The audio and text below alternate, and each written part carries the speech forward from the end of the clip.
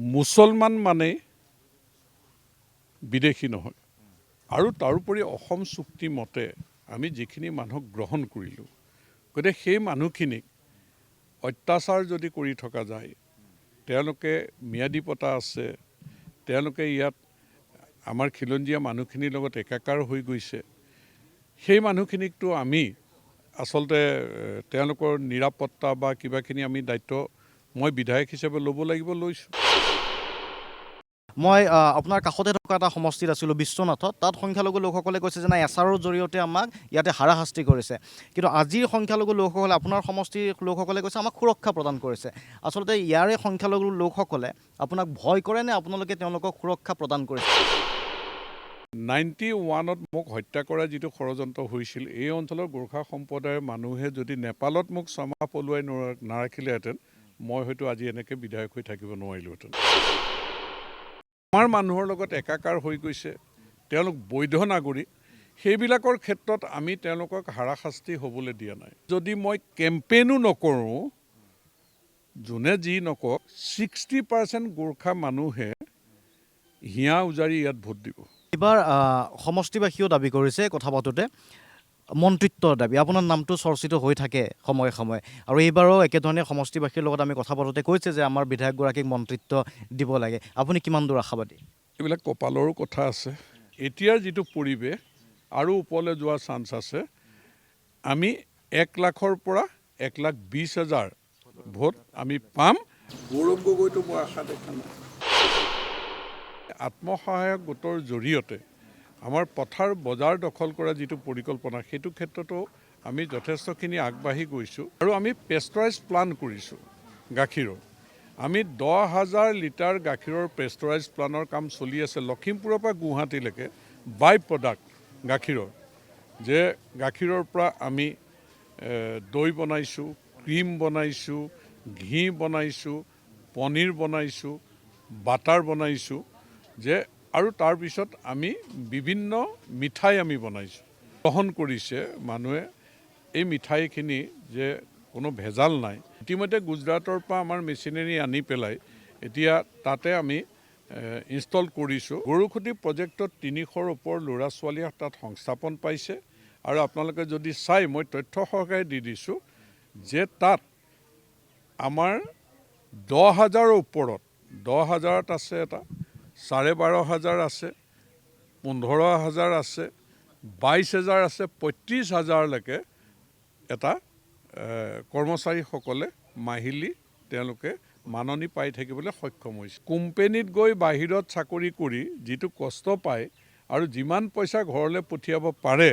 গৰুখুটি প্ৰজেক্টত কাম কৰি পেলাই গৰুখুটি প্ৰজেক্টৰে তেওঁলোকে খোৱা বোৱা সেইখিনি সুবিধা লৈ আজি বাহিৰত থকাতকৈ ইয়াত গৰুখুটি প্ৰজেক্টত কাম কৰি আমাৰ থলুৱা ল'ৰা খিলঞ্জীয়া ল'ৰাই তাতকৈ বেছি পইচা উপাৰ্জন কৰিবলৈ সক্ষম হৈছে নমস্কাৰ এই বিশেষ অনুষ্ঠানলৈ মই শান্তনু মহন্তই স্বাগতম জনাইছোঁ সন্মুখত নিৰ্বাচন আছে আৰু নিৰ্বাচনৰ প্ৰাকখনত আমি সমষ্টিয়ে গৈছোঁ সমষ্টিবাসীৰ মনৰ কথা বুজ ল'বলৈ চেষ্টা কৰিছিলোঁ সমান্তৰালভাৱে যিসকল প্ৰাৰ্থিত্ব প্ৰত্যাশী বা যিসকল নেতাই এইবাৰ নিৰ্বাচনত প্ৰতিদ্বন্দ্বিতা আগবঢ়াইছে তেখেতসকলৰ সৈতে আমি কথা পাতিছোঁ আজি আমি নদুৱাৰ সমষ্টিত আহি উপস্থিত হৈছোঁ আৰু আমাৰ লগত এনেকুৱা এগৰাকী নেতা উপস্থিত আছে যিগৰাকী কেৱল নদুৱাৰ সমষ্টি বা চতিয়া সমষ্টি পূৰ্বৰ চতিয়া সমষ্টিতে জনপ্ৰিয় নহয় তেখেতৰ চৰ্চা অসমৰ ৰাজনীতিতো থাকে আৰু এইবাৰো এই সমষ্টিটোৰ পৰাই তেখেতক আমি দেখিবলৈ পাম সমষ্টিবাসীৰ হৈ কি কৰিছে তেখেতৰ সপোন পৰিকল্পনা বা ৰাজ্যৰ ৰাজনীতিত আজিও কিমান গুৰুত্বপূৰ্ণ হৈ আছে এইগৰাকী ব্যক্তি সেই সম্পৰ্কে আমি কথা পাতিম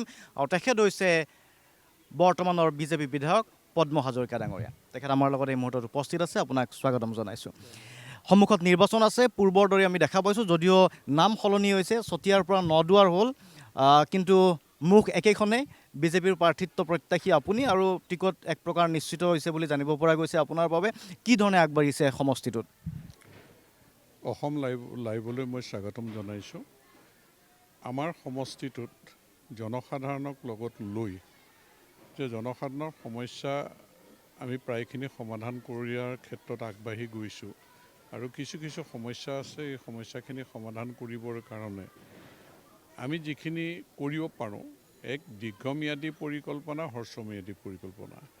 কাৰণ এইটো সমষ্টিত মই বিধায়ক 96ত হৈছোঁ। 2001ত আমি কেইটামান ভোটত হাৰিব বা পৰাজয় বৰণ কৰিব লগা হৈছিল, আৰু 2006ৰ পৰা কণ্টিনিউ আজিৰ তাৰিখলৈকে মই বিধায়ক হৈ আছোঁ। গতিকে এইটো সমষ্টিত আগতে বানপানীৰ সমস্যা আছিলে, গৰাখহনীয়া সমস্যা আছিলে। এতিয়া বানপানী গৰাখহনীয়া সমস্যাটো আমি এটা সমাধান কৰাৰ ক্ষেত্ৰত আমি প্ৰায় 95% আমি সফল হ'ব পাৰিছোঁ। তাৰোপৰি যাতায়াত যিটো ব্যৱস্থা, আমাৰ মইতো ভাবোঁ যে আৰু 15% মান ৰাস্তা পদূলি আমাৰ হ'বলৈ আছে গোটেই সমষ্টিটোত। আমাৰ বাকী যিখিনি দীঘল দীঘল ৰাস্তা, আমি যদি আপোনালোকে এই ৰাস্তাটোতে আহিছে, টুপিয়া বালিজুৰি, চৈবাৰী চিজুচা বা জামুগুৰি সেই অঞ্চলত, চাৰিদুৱাৰ অঞ্চলত আমাৰ দীঘল দীঘল ৰাস্তাখিনি হৈ গৈছে। সৰু সুৰা ৰাস্তা যিখিনি আছে, সংযোগী পথ আছে, সেইখিনি কৰিবলৈ আছে। গতিকে সেইকাৰণে আমি ভাবোঁ যে 80+ বা 85% ৰাস্তা আমাৰ পকীকৰণ বা ব্লক ৰাস্তা আমি কৰিছোঁ। 85ত হৈ আমি 15% মান ৰাস্তা এতিয়া কৰিব লগা আছে। আৰু চিকিৎসা ব্যৱস্থাৰ ক্ষেত্ৰতো আমি ভালেখিনি আগবাঢ়ি গৈছোঁ। তেনেকৈ পৰিকল্পনা লৈ আমি কাম কৰি আছোঁ। মডেল হস্পিটেলো নিৰ্মাণ কৰিছোঁ, নতুনকৈ ছাব চেণ্টাৰ কেইবাটাও আমি নিৰ্মাণ কৰিছোঁ। গতিকে হস্পিটেলখিনি আমি সজাই পৰাই তোলাত চিকিৎসকৰ পৰা আৰম্ভ কৰি বাকী ষ্টাফো আমি সেইখিনি ব্যৱস্থা কৰিছোঁ। আৰু তাৰোপৰি আমাৰ শিক্ষা ব্যৱস্থাটোত এতিয়া এইটো মৌজাত আপোনালোকে খন্তেক আগত গৈ দেখিব, ৰঙাচুকুৱা উচ্চতৰ মাধ্যমিক বিদ্যালয়, এই মহাদল মৌজাত, সেইটো আমি 8 কোটি টকাৰে সিদিনা আমি বিদ্যালয় আন্তঃগাঁথনি মানে নিৰ্মাণ হৈ গৈছে, বাউণ্ডেৰী ৱাল চল আগতেই হৈ গৈছে। এটা সুন্দৰ বিল্ডিং, এই অঞ্চলৰ ল'ৰা ছোৱালীয়ে হায়াৰ ছেকেণ্ডেৰী সেই বিল্ডিঙত বহি পেলাই তেওঁলোকে জ্ঞান আহৰণ বা তেওঁলোকে শিক্ষকেও পাঠদান কৰিব পাৰিছে। যে আমাৰ ইয়াত চাৰিদুৱাৰ মৌজাত, Charduar higher secondary, Charduar Neville higher secondary, Mahadal মৌজাত আমাৰ ৰঙাচুকুৱা হায়াৰ ছেকেণ্ডেৰী, জামুগুৰিত পানপুৰ হায়াৰ ছেকেণ্ডেৰী, চতিয়াত এতিয়া 8 কোটি টকাৰ চতিয়া হায়াৰ ছেকেণ্ডেৰীখনৰ নিৰ্মাণৰ কাম আৰম্ভ হৈছে। ঠিক তেনেকৈ বালিপাৰাটো আমাৰ সমষ্টিত নতুনকৈ সোমাইছে, তাতো আমি 8 কোটি টকাৰ সেয়া কাম আৰম্ভ হ'বলৈ লৈছে। তাৰপিছত নৰ্থ জামুগুৰি হায়াৰ ছেকেণ্ডেৰী। গতিকে আমি হায়াৰ ছেকেণ্ডেৰীখন পাই আমাৰ নিৰ্মাণ 3খন ইতিমধ্যে আমি উন্মোচন কৰিলোঁ আৰু 5খনৰ কাম আমাৰ চলিবলৈ লৈছে। আমি কলেজৰ ক্ষেত্ৰত যদি চাওঁ, চতিয়া মহাবিদ্যালয় আমাৰ আন্তঃগাঁথনি ঠিকেই আছে, অলপ কৰিব লগা আছে। আৰু TSB কলেজ আমাৰ সুন্দৰ আন্তঃগাঁথনি, আৰু তাত ইণ্টিগ্ৰেটেড BEd কলেজখনো আমি কৰিবলৈ সক্ষম হ'লোঁ। আৰু আপোনালোক সমষ্টি ৰাইজ অতি সন্তুষ্টি প্ৰকাশ কৰিছে, যিটো চকীঘাট অঞ্চল, য'ত আমি 225 ঘৰ মানুহ, 522 ঘৰ মানুহ আমি উচ্ছেদ কৰিছিলোঁ, সেই মাটিখিনি উলিয়াইছিলোঁ। এতিয়া আমি কেইবাটাও 52টা গোট বনাই আমি খেতি কৰিবলৈও দিছোঁ। তাতে আমি মাটি দিছিলোঁ আমাৰ ল কলেজৰ কাৰণে। এতিয়া ল কলেজৰ বিল্ডিং আমাৰ কমপ্লিট। অহা আগষ্ট মাহৰ পৰা ল কলেজৰ ষ্টাৰ্ট হ'ব। গতিকে আমি 12 চহৰীয়া ঐতিহ্যৰ কথা আপোনালোকে জানে, যে 226 বছৰে 12 চহৰীয়া ভাওনাৰ সেই ঐতিহ্যৰ কথা। এতিয়া 28 কোটি টকাৰ 12 চহৰীয়া প্ৰকল্প আমাৰ নিৰ্মাণ হয়, ইতিমধ্যে উন্মোচন আমি কৰিলোঁ। আৰু যিখন 12 চহৰীয়া ক্ষেত্ৰ পকামূৰা পথাৰত হৈ আছিল, সেই পকামূৰা পথাৰখন আমি 50 বিঘা মাটি চৰকাৰে 12 চহৰীয়া মহোৎসৱৰ কমিটিক কিনি তেওঁলোকৰ হাতত অৰ্পণ কৰা হ'ল। গতিকে এইটো এটা ঐতিহ্য ৰক্ষা কৰাৰ আমাৰ ডাঙৰ আছে সফলতা। পৰ্যটকো আহিব পাৰিব, পৰ্যটকো আহিব, আৰু প্ৰতি 5 বছৰ মূৰে মূৰে ভাৰতীয় ভাওনা হৈ থাকিব। তাৰপিছত আমি যদি বাকী LP school, ME school, high school এইবিলাক আপোনালোকে দেখিছে কেনেকৈ নিৰ্মাণ হৈ আছে। আৰু আমাৰ বিশেষকৈ কৰ্ম সংস্কৃতিৰ যাত্ৰাটো আমি আত্মসহায়ক গোটৰ জৰিয়তে আমাৰ পথাৰ বজাৰ দখল কৰা যিটো পৰিকল্পনা, সেইটো ক্ষেত্ৰতো আমি যথেষ্টখিনি আগবাঢ়ি গৈছোঁ। আমাৰ সংগঠিত ৰূপত আমি কৃষি বিপ্লৱ, মাছ মাংস গাখীৰ আমি উৎপাদন কৰি পেলাই বজাৰলৈ মেলি দিয়া, আৰু ভৰলী পৰিয়া কন্যাকা বহুমুখী পামৰ জৰিয়তে আমি যিটো এটা গ্ৰাম্য অৰ্থনীতি বা আমাৰ নদুৱাৰ নিবনুৱাসকলক লৈ সংগঠিত ৰূপত যিটো এটা আমি আচলতে আন্দোলনে আৰম্ভ কৰিছোঁ। সংস্থাপন হৈছে এতিয়ালৈকে? এতিয়া সংস্থাপিত আমাৰ 350মান ল'ৰা ছোৱালীটো চিধা চিধিকেই হৈছে আৰু আমি পেষ্টৰাইজ প্লান কৰিছোঁ গাখীৰৰ। এতিয়া গো পালকবিলাককো আমি এটা সংগঠিত কৰিছোঁ, আমি তেনেকৈ কোপাৰেটিভ কৰিছোঁ, গাখীৰ উৎপাদন হৈছে। আমি 10,000 লিটাৰ গাখীৰৰ পেষ্টৰাইজ প্লানৰ কাম চলি আছে লখিমপুৰৰ পৰা গুৱাহাটীলৈকে। বাই প্ৰডাক্ট গাখীৰৰ, যে গাখীৰৰ পৰা আমি দৈ বনাইছোঁ, ক্ৰীম বনাইছোঁ, ঘি বনাইছোঁ, পনীৰ বনাইছোঁ, বাটাৰ বনাইছোঁ, যে আৰু তাৰপিছত আমি বিভিন্ন মিঠাই আমি বনাইছোঁ, যে যিখিনি আচলতে মানুহে গ্ৰহণ কৰিছে, মানুহে এই মিঠাইখিনি যে কোনো ভেজাল নাই, যে আমাৰ যে নিজৰ গাখীৰৰ তৈয়াৰ কৰা, এইখিনিৰ প্ৰতি কন্যাকাৰ প্ৰডাক্টৰ প্ৰতি মানুহৰ এক আকৰ্ষণ বাঢ়িছে। আৰু আমি এতিয়া 20,000 লিটাৰৰ এক্সটেনশ্যন কৰিছোঁ, যে আমি 10,000 লিটাৰ চলাই আছোঁ, 20,000 লিটাৰৰ যিটো ইতিমধ্যে গুজৰাটৰ পৰা আমাৰ মেচিনেৰী আনি পেলাই এতিয়া তাতে আমি ইনষ্টল কৰিছোঁ। আমি এইটো ভাবিছোঁ যে আমি 2-3 মাহৰ ভিতৰত এইটো আমাৰ সম্পূৰ্ণ হ'ব, সেইটো চালু হ'ব। তেতিয়া গোপালকসকলে ইয়াত এতিয়া 50 টকা দৰত তেওঁলোকে গাখীৰ দিব পাৰিছে। অসম চৰকাৰে 5 টকাকৈ যিটো ছাবচিডি দিছে সেইটো লাভ কৰিছে, কাৰণ গাখীৰটো পেষ্টৰাইজ প্লানত দিলেহে ছাবচিডিটো লাভ কৰিব। এইটো আমাৰ গোপালকসকলৰ এটা সুবিধা হৈছে। গতিকে আমি চাই আছোঁ যে নদুৱাৰ সমষ্টিত আমি কেনেকৈ সংগঠিত ৰূপত আচলতে কৃষি বিপ্লৱটো আমাৰ যিখিনি মাছ মাংস গাখীৰ উৎপাদন কৰি পেলাই বজাৰ দখল কৰিবৰ কাৰণে যিটো আমাৰ দীৰ্ঘম্যাদী পৰিকল্পনা, সেইটোত আমি ইতিমধ্যে আগবাঢ়ি গৈছোঁ। সেইটোতো আপুনি প্ৰচেষ্টাটো ব্যক্তিগত ৰূপত হৈছে। এই কামখিনি আচলতে আমি যদি চাওঁ, এফালে আপোনাৰ কাম আৰু এফালে অসমৰ পশুপালন বিভাগটোৰ কাম, কিন্তু পাৰ্থক্য এটা ওলাই পৰে। হয়, চৰকাৰৰ আশীৰ্বাদ আছে। চৰকাৰৰ আশীৰ্বাদ অবিহনেতো চৰকাৰে দিয়া পৰিৱেশ অবিহনে আমি আগবাঢ়ি যাব নোৱাৰিম। গতিকে চৰকাৰৰ সাহাৰ্যও আছে, আশীৰ্বাদ আছে, পৰিৱেশ দিছে। গতিকে আমি কাম কৰি গৈছোঁ। আৰু মুখ্যমন্ত্ৰী ডাঙৰীয়াই আশা কৰে যে নদুৱাৰ সমষ্টিয়ে কৰ্মসংস্কৃতিৰ যাত্ৰাটোৰ এক নেতৃত্ব লওক, আৰু যাৰ কাৰণে গৰুখুঁটি প্ৰজেক্টৰ দায়িত্ব মোৰ ওপৰত দিছে। গৰুখুঁটি প্ৰকল্পটো সফল হৈছে এই মুহূৰ্তত নে বিফল হৈছে? বহুতে অভিযোগ কৰে যে এই প্ৰকল্পটো আচলতে ওপৰে চলি থকা এটা প্ৰকল্প। সফলতা আৰু বিফলতাৰ মাপকাঠিটো কি আচলতে?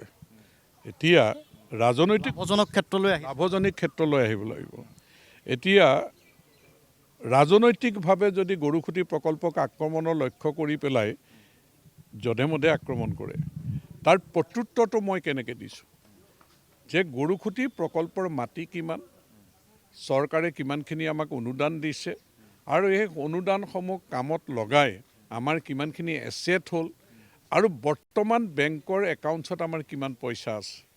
এইখিনি যেতিয়া মই প্ৰেছ মিট পাতি আমি তথ্য সহকাৰে বেংকৰ একাউণ্টছো দি পেলাই আমি দি দিলোঁ, তেতিয়াৰ পৰা আক্ৰমণটো বন্ধ হৈ গ'ল নে নাই?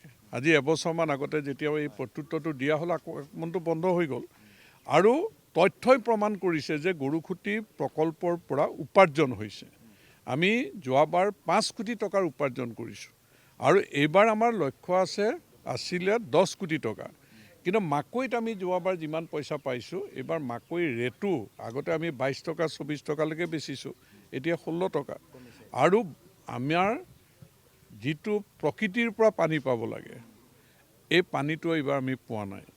গতিকে উৎপাদন কমিব আৰু বজাৰৰ দামটো নোপোৱাৰ কাৰণে আমাৰ হয়তো লক্ষ্যত উপনীত হ'ব নোৱাৰিব পাৰোঁ। কিন্তু এটা কথা ঠিক, 10 কোটি নহ'লেও আমি তাৰ আশে পাশে গৈ থাকিমগৈ। লাভজনক অৱস্থাত গৰুখুঁটি প্ৰজেক্ট আছে আৰু আগলৈ গৈ থাকিব। গৰুখুঁটি প্ৰজেক্টত 300ৰ ওপৰ ল'ৰা ছোৱালীয়ে তাত সংস্থাপন পাইছে। আৰু আপোনালোকে যদি চাই, মই তথ্য সহকাৰে দি দিছোঁ যে তাত আমাৰ 10,000ৰ ওপৰত, 10,000ত আছে এটা, 12,500 আছে, 15,000 আছে, 22,000 আছে, 35,000লৈকে এটা কৰ্মচাৰীসকলে মাহিলী তেওঁলোকে মাননি পাই থাকিবলৈ সক্ষম হৈছে।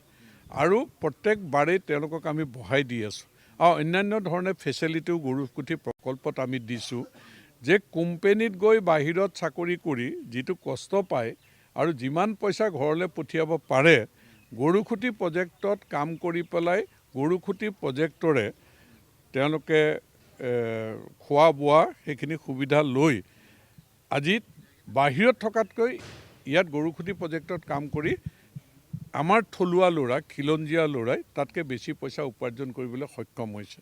মইতো ভাবোঁ যে খিলঞ্জীয়া ল'ৰাক সংগঠিত কৰি ল'ৰা ছোৱালীয়ে যেনেধৰণে এটা আদৰ্শ দাঙি ধৰিছে মুখ্যমন্ত্ৰী ডাঙৰীয়াৰ ইচ্ছা যে প্ৰত্যেক জিলাতেই গৰুখুটিৰ নিচিনা প্ৰজেক্ট কৰাৰ আৰু এইটো কৰ্মসংস্কৃতিৰ যাত্ৰাটো গ্ৰাম্য অৰ্থনীতি টনকিয়াল কৰিবৰ কাৰণে আমাৰ মাটি ৰক্ষা কৰিবৰ কাৰণে এতিয়া গৰুখুটি প্ৰকল্পৰ যদি ইতিহাসটো চাই আপুনি সেই মাটিত 1983 চনত 21জন আমাৰ অসমীয়া ল'ৰাৰ সন্দেহজনক মানুহৰ হাতত মৃত্যু হৈছিল, তেজ পৰি আছিল। সেই মাটিখিনি গুচি গৈছিল তেওঁলোকৰ হাতলৈ। এতিয়া সেই মাটিখিনি উচ্ছেদ কৰি পেলাই আমি গৰুখুটি প্ৰকল্পত আমাৰ ল'ৰাই তাতে 6টা কেম্প কৰি ৰাতি থাকি তাত যিখিনি কৃষি কৰ্ম কৰিছে তাৰমানে আমাৰ হাতৰ পৰা অসমীয়াৰ তেজ পৰি থকা মাটি গুচি গৈছিল বেলেগৰ হাতলৈ। সেই মাটি আমি আজি খিলঞ্জীয়া মানুহৰ দখলত আমি আনি পেলাই আমাৰ মাটি আমি উদ্ধাৰ কৰিবলৈ সক্ষম হোৱাটো কিমান ডাঙৰ এচিভমেণ্ট। গতিকে AYDFটো চিঞৰিবই, আমাক বেয়া পোৱা ৰাজনৈতিক শত্ৰু হিচাপে কাম কৰি থকা কংগ্ৰেছ দলেতো চিঞৰিবই, কিন্তু খিলঞ্জীয়াৰ প্ৰীতি যাৰ আছে প্ৰেম যাৰ আছে তেওঁলোকে কিন্তু গৰুখুটি প্ৰকল্পৰ বিৰোধিতা নকৰে। মই আপোনাৰ সমষ্টিৰ কিছু সংখ্যালঘু লোকৰ সৈতেও কথা পাতিছিলোঁ আৰু তাত তেওঁলোকে আপোনাক লৈ সুখী এই কথাটো কৈছে যে আমাৰ বিধায়কগৰাকীয়ে আমাক সুৰক্ষা দিয়ে। আপুনি যি সময়ত উচ্ছেদৰ কথা কৈছে, মই আপোনাৰ কাষতে থকা এটা সমষ্টিত আছিলোঁ বিশ্বনাথত, তাত সংখ্যালঘু লোকসকলে কৈছে যে নাই এছাৰৰ জৰিয়তে আমাক ইয়াতে হাৰাশাস্তি কৰিছে, কিন্তু আজিৰ সংখ্যালঘু লোকসকলে আপোনাৰ সমষ্টিৰ লোকসকলে কৈছে আমাক সুৰক্ষা প্ৰদান কৰিছে। আচলতে ইয়াৰে সংখ্যালঘু লোকসকলে আপোনাক ভয় কৰে নে আপোনালোকে তেওঁলোকক সুৰক্ষা প্ৰদান কৰিছে? যদি কৰিছে সংখ্যালঘুক আপুনি কি ধৰণে সুৰক্ষা প্ৰদান কৰিলে? আপোনাৰ কাষৰ সমষ্টিৰে সংখ্যালঘু লোকে কৈছে যে এছাৰৰ জৰিয়তে আমাক হাৰাশাস্তি কৰা হৈছে।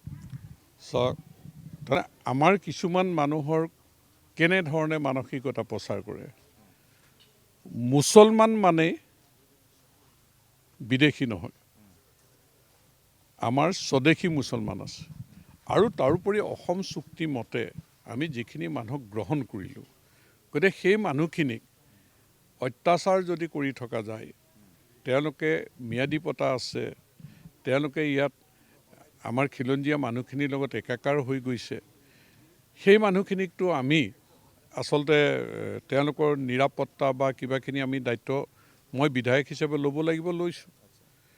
522 ঘৰ মানুহ আমি উচ্ছেদ কৰিছোঁ। 522 ঘৰ মানুহ কোনখিনি মানুহ উচ্ছেদ কৰিছোঁ? এঘৰ মানুহৰো আমাৰ সমষ্টি ভোটাৰ তালিকাত নাম নাই। তেওঁলোকে অবৈধভাৱে মাটি দখল কৰিছিলে। ভোটাৰক উচ্ছেদ কৰা নাই, এজনৰ ভোটাৰক উচ্ছেদ কৰা নাই। আমাৰ সমষ্টিৰ ক'ৰবাত নাম আছে বুলি কৈছে, সেইবিলাক আমি চোৱা নাই। এই সমষ্টিটোৰ ভোটাৰ যিসকল আৰু যিসকলে আচলতে আমাৰ মানুহৰ লগত একাকাৰ হৈ গৈছে, তেওঁলোক বৈধ নাগৰিক, সেইবিলাকৰ ক্ষেত্ৰত আমি তেওঁলোকক হাৰাশাস্তি হ'বলৈ দিয়া নাই। তেওঁলোকৰ প্ৰতি চৰকাৰ হিচাপে যি দায়িত্ব পালন কৰিব লাগে সেই দায়িত্ব পালন কৰা হৈছে। গতিকে কথাবিলাক স্পষ্ট যে কোনোবাই চুৰি ড্ৰাগছ বেয়া কাম কৰিব, তেওঁলোকক ইয়াত আমি আইনগতভাৱে যি ব্যৱস্থা গ্ৰহণ কৰিব লাগে ল'ম আৰু সামাজিকভাৱেও যি ব্যৱস্থা গ্ৰহণ কৰিব লাগে সেইখিনিত লোৱা যাব। গতিকে এই ক্ষেত্ৰত আমি কেতিয়াও দুটা কথা কোৱা নাই। বৈধ ভাৰতীয় নাগৰিকক আপুনি সুৰক্ষা দিব। মুছলমান যিসকল ভাৰতীয় নাগৰিক আছে, যিসকলে পাকিস্তানৰ ক্ৰিকেটত জিকিলে ইয়াত বোম নুফুটায়, ইয়াত ফুটাই নে নুফুটাই? আপোনাৰ সমষ্টি নুফুটায়, ইয়াত কোনো বোম নুফুটায়। যিসকলে বাংলাদেশত আমাৰ মানুহক বা মানে হিন্দু ধৰ্মৰ মানুহক কোনোবা অত্যাচাৰ কৰিলে ফূৰ্তি পায়, তেনেকুৱা মানুহক আমিতো শত্ৰু হিচাপে গণ্য কৰোঁ। আৰু যিসকলে অসমৰ ইয়াতে থাকি গুৰুজনাৰ প্ৰতি সন্মান প্ৰদৰ্শন কৰে, নামঘৰৰ প্ৰতি সন্মান প্ৰদৰ্শন কৰে, অন্য ধৰ্মৰ মানুহৰ প্ৰতি বেয়া ভাৱ নলয়, তেওঁলোকে সামাজিক নিয়ম কানুন অসমীয়াৰ পৰম্পৰাগত ৰীতি নীতিবিলাক মানি চলিবলৈ চেষ্টা কৰে তেনেকুৱা মানুহৰ প্ৰতি আমি বেয়া ভাৱটো নলওঁ। গতিকে ইয়াত আপোনালোকে জানে যে ডিলিমিটেশ্যনৰ আগত ইয়াত 10,000 আছপাছ ইছলাম ধৰ্মৰ মানুহ আছিল। এতিয়া আফটাৰ ডিলিমিটেশ্যন 40,000 প্লাছ মানুহ আছে, বৃদ্ধি হৈ গ'ল। এতিয়া 5 মাইল অঞ্চল আপোনালোকে জানে যে 5 মাইল বুলি ক'লে মানুহে কেনেকৈ ভয় কৰে। এতিয়া 5 মাইল অঞ্চলত যিবিলাক কাৰবাৰ চলি আছিল আগতে, আফটাৰ ডিলিমিটেশ্যন 5 মাইল অঞ্চলত সেই দুষ্ট প্ৰকৃতিৰ মানুহবিলাক ঠাণ্ডা হৈ গৈছে। তেওঁলোকে যিবিলাক কমিশ্যন ৰাজ, দালাল ৰাজ মানুহক হাৰাশাস্তি কৰিছিল বন্ধ কৰি দিয়া হৈছে। আৰু 5 মাইল অঞ্চলত ভাৰতীয় জনতা পাৰ্টীক কোনোমতে প্ৰশ্ৰয় নিদিয়ে। 4%, 5% ভোট হয়তো পায়। এতিয়া 5 মাইল অঞ্চলত লোকসভা নিৰ্বাচনত 31% ভোট পাইছে আমাৰ ডিলিমিটেশ্যনৰ পাছত। আৰু 5 মাইল অঞ্চলত ভাৰতীয় জনতা পাৰ্টীৰ পতাকা উৰি আছে, তাত অফিচ আছে, তাত কিন্তু কংগ্ৰেছৰ অফিচ এতিয়া কংগ্ৰেছক মানুহে প্ৰশ্ৰয় নিদিয়ে। ব্যক্তিগত আপোনাৰ ভাৱমূৰ্তিৰ কাৰণে সলনি হ'ল বুলি ভাবে? তেওঁলোকৰ বিশ্বাস এটা হৈছে। আৰু এইবাৰ আপোনালোকে চাব, আমি যদি কেম্পেইনো নকৰোঁ 5 মাইল অঞ্চলত 60%ৰ ওপৰ ভোট আমাৰ আহিব। কিমান বাঢ়িব মই নকওঁ, কিন্তু 60%ৰ ওপৰ ভোট আহিব। গতিকে এই যে আমাৰ সামাজিক পৰিৱেশটো ইয়াত সি লাগে আমাৰ চতিয়া কৰণী অঞ্চলতে হওক, 5 মাইল অঞ্চলতে হওক, চকীঘাট অঞ্চলতে হওক, ইয়াত এতিয়া 4টা গাঁও পঞ্চায়ত 98% ভোট আছে।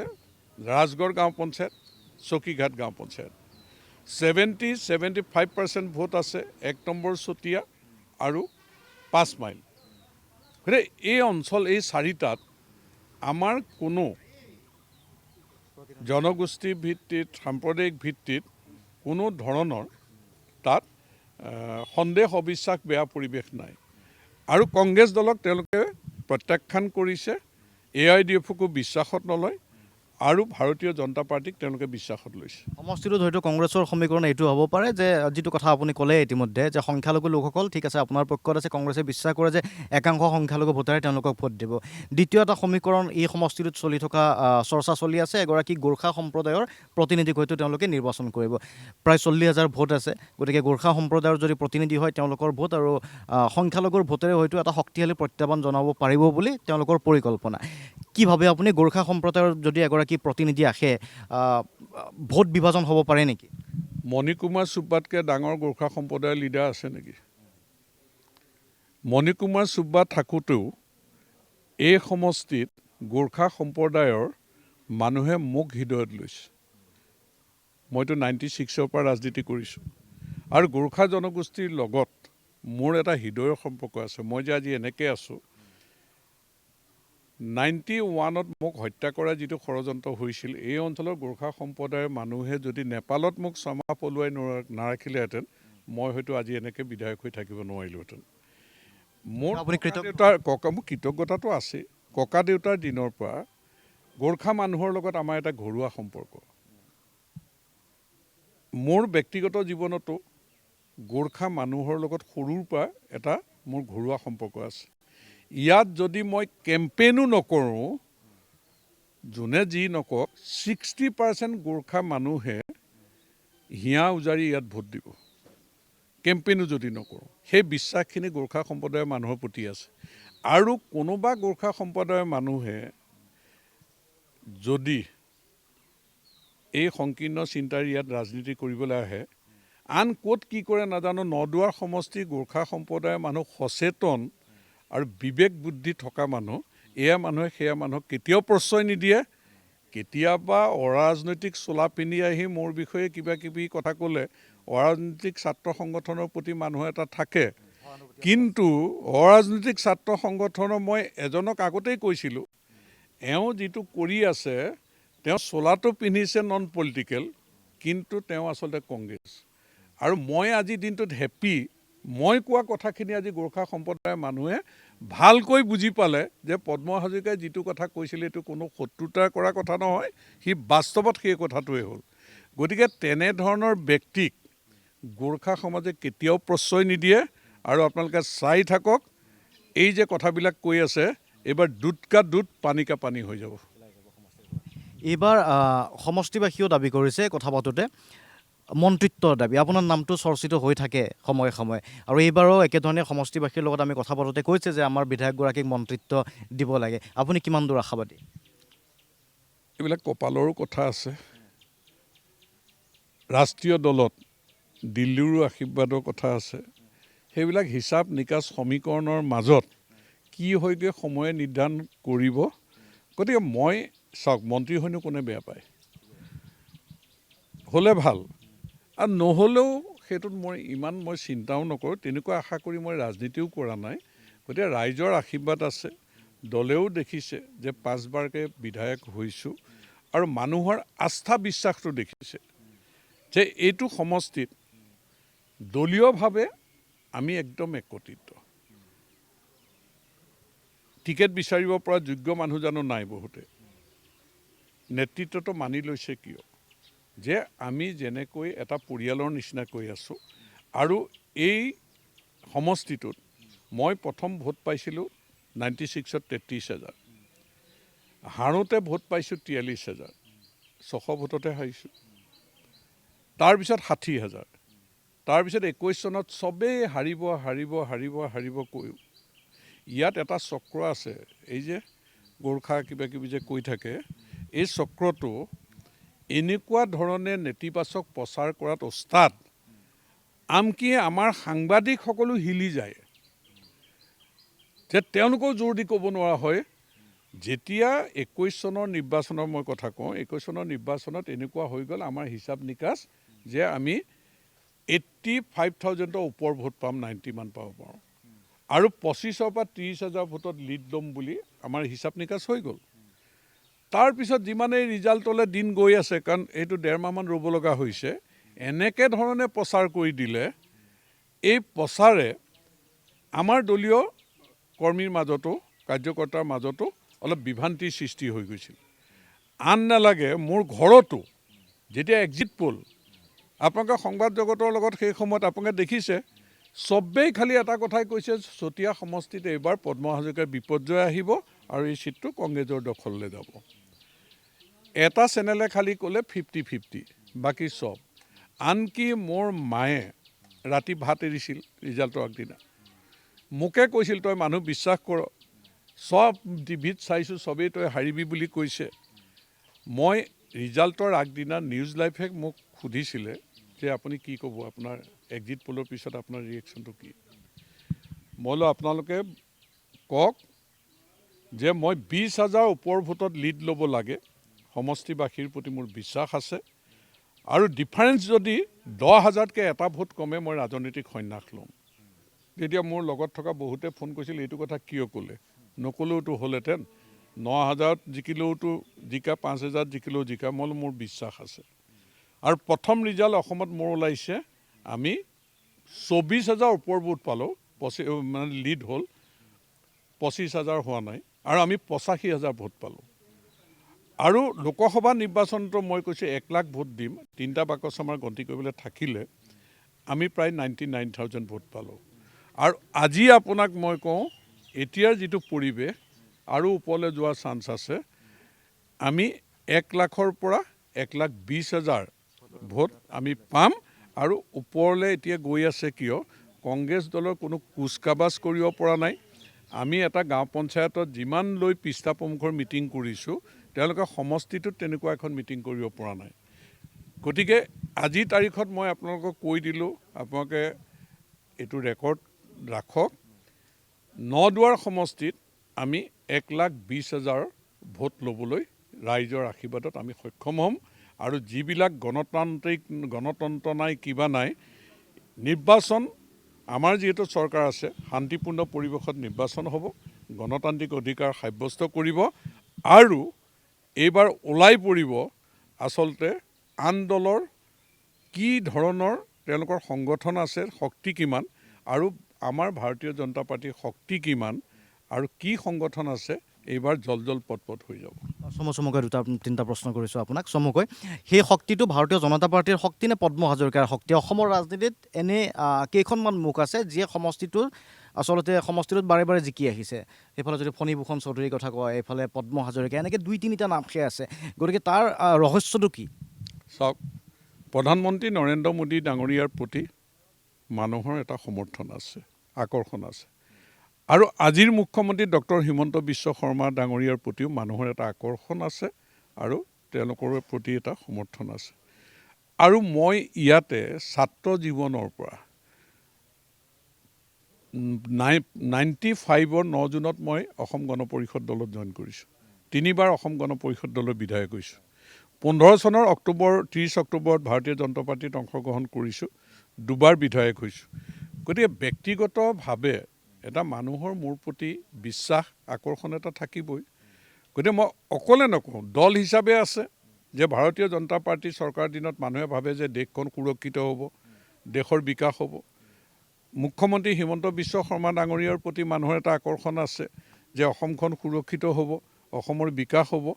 আৰু মোৰ প্ৰতিও আছে যে পদ্ম হাজৰিকা থাকিলে আমাৰ সমষ্টি সুৰক্ষিত, আমি বিপদে আপদে পদ্ম হাজৰিকাই আমাক সহায় কৰিব আৰু উন্নয়ন কৰিব। নদুৱাৰ সমষ্টিতে নহয়, আপুনি যিহেতু ৰাজ্যৰ ৰাজনীতিটো এটা চৰ্চিত নাম, গৌৰৱ গগৈৰ কি হ'ব যোৰহাটত? গৌৰৱ গগৈটো মই আশা দেখা নাই। গৌৰৱ গগৈয়ে যদি আমি বেছি গুৰুত্ব দি MP ইলেকশ্যনত যেনেকৈ আমাৰ ডাঙৰ শক্তি নামি পৰিল, গৌৰৱ গগৈয়ে বহুল প্ৰচাৰ পাই গ'ল। গৌৰৱ গগৈ যেন এটা মানে ডাঙৰ শক্তি, এই কথাটো আমিয়ে সৃষ্টি কৰি দিলোঁ। এতিয়া নৰ্মেল ইলেকশ্যন হ'বলৈ দিব লাগে। আন সমষ্টিত যেনেকৈ কেণ্ডিডেট দিছে, আজি গহপুৰ সমষ্টিত যেনেকৈ কেণ্ডিডেট আমাৰ দিছে, গহপুৰ সমষ্টিতো আমাৰ এখন বা দুখন সভা হ'ব। যে গৌৰৱ গগৈক আমি টাৰ্গেট কৰি পেলাই তাতে কোনো ডাঙৰ মানুহে খোপনি লৈ থাকিব নালাগে। নৰ্মেল প্ৰচেছত যদি ইলেকশ্যন হয়, ইমান গৌৰৱ গগৈ MP তেওঁ 9টা সমষ্টিত 10টা সমষ্টিত 9টা সমষ্টিত লিড কৰিছে আৰু তেওঁ 40টা জিলা পৰিষদত এটাত জিকিল নে বাৰু? তাৰমানে কোনো গুৰুত্ব দিয়া নাই। গতিকে তেওঁ এটাতো জিকিব নোৱাৰিলে, পঞ্চায়তত ৰিজাল্ট ভাল নহয়। এইবাৰ খালি আমি যাতে গৌৰৱ গগৈ বুলি বেছি চিঞৰ বাখৰ কিবা কিবি কৰি থাকি পেলাই মিডিয়াত যদি হাইলাইট কৰি নিদিওঁ আৰু ছ'চিয়েল মিডিয়াটো আমি বেছি জোকাই নাথাকি গৌৰৱ গগৈক ৰাইজৰ মাজলৈ গৈ ইলেকশ্যন খেলিবলৈ দিব লাগে। নৰ্মেলি আমাৰো যিটো কেণ্ডিডেট থাকে দিব লাগে। মোৰতো বিশ্বাস যে গৌৰৱ গগৈক যোৰহাটৰ মানুহে যে বিশ্বাস কৰি ভোট দিব, ভোট এটা পাব, কিন্তু জিকিব বুলি কিন্তু মই নাপাওঁ। আঞ্চলিক দলকো আপুনি প্ৰতিনিধিত্ব কৰিছিল। লুৰিণজ্যোতি গগৈৰ ভৱিষ্যত আছেনে নাই? এটা আঞ্চলিক দলক অসমৰ জাতীয়তাবাদী সংগঠনক প্ৰতিনিধিত্ব কৰিছিল। কাৰণ লুৰিণজ্যোতি গগৈয়ে ছাত্ৰ সন্থাৰ মজিয়াৰ পৰা গৈছে। শ্বহীদৰ প্ৰতি সন্মান, অসমীয়া জাতিয়ে এটা সময়ত যাক মানে অসমীয়া জাতিৰ চিৰশত্ৰু হিচাপে গণ্য কৰিছিল, এই কংগ্ৰেছ দলৰ লগ নালাগিলে ভাল আছিল। তেতিয়া ভৱিষ্যত আছিলে বুলি মই ভাবোঁ। তাৰমানে অসমীয়া মানুহে কংগ্ৰেছ দলটোক নিজৰ দল বুলি নাভাবে। খিলঞ্জীয়া মানুহে অসমীয়া জাতিক সুৰক্ষিত কংগ্ৰেছে কৰিব বুলি নাভাবে। কংগ্ৰেছৰ প্ৰতি মানুহৰ বিশ্বাসটো নাই। আৰু লুৰিণজ্যোতি গগৈয়ে কংগ্ৰেছৰ লগ নালাগি লুৰিণজ্যোতি গগৈ হিচাপে বা যিখিনি তেওঁলোকৰ লগত আছে অসম জাতীয় পৰিষদ হিচাপে যদি আগবাঢ়িলেহেঁতেন, বিশ্বাস অসমৰ মানুহে তেওঁলোকক আদৰি ল'লেহেঁতেন আৰু 2টা-4টাকৈ চিটত গৈ পেলাই তেওঁলোকে হয়তো কেতিয়াবা ভালকৈ প্ৰতিষ্ঠিত হ'ব পাৰিলেহেঁতেন।